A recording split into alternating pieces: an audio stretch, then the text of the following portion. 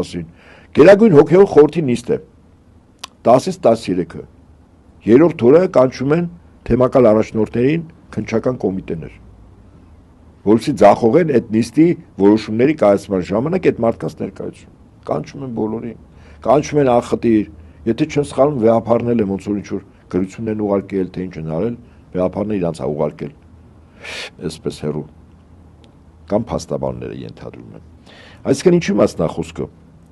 Այն որ գնացել էր ինչ որ ելույթներ էր ունենում եկեղեցու մասին ինչ որ բողոքներ եւ այլն, եւ նրանց ծափողջունները այստեղ իր մեջ վտանգավոր էլեմենտ կա։ Եվ այդ վտանգավոր էլեմենտը ինչի մասն է խոսում,